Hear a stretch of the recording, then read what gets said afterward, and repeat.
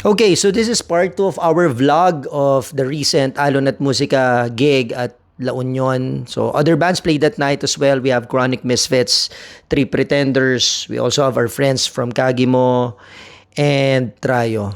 I'm not sure if I'm able to include all the videos in this vlog, but then again, those are the bands, so you can follow them, you can check their social media accounts, social media pages.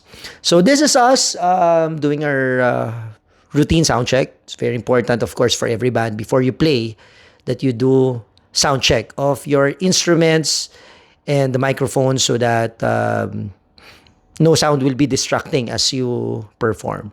Okay, I'll be cutting off my voiceover and listen to us play our music.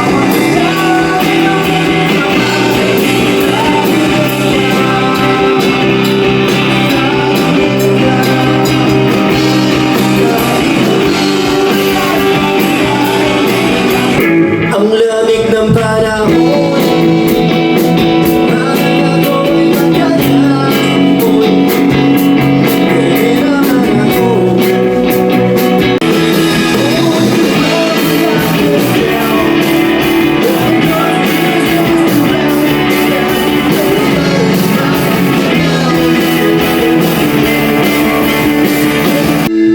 Nakasima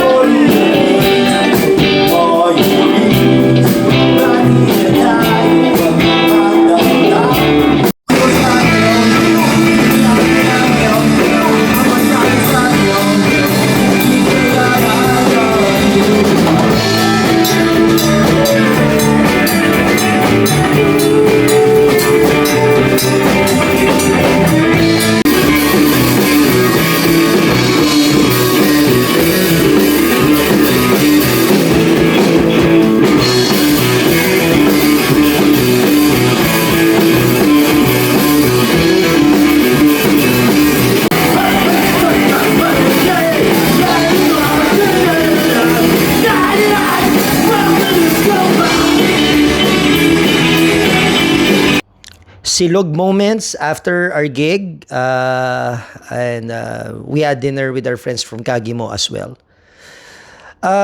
Okay, it was a memorable and fun experience for all of us. We ended the night just before midnight.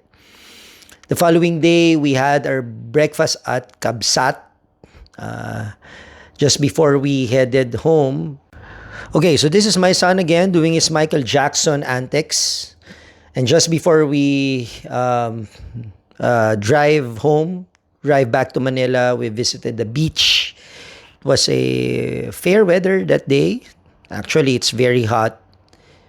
And, you know, moments like these are very important for, you know, just to take our time off from our thoughts from work because we're going back to Manila and be confronted with the same challenges and concerns with our respective lives, with our respective work.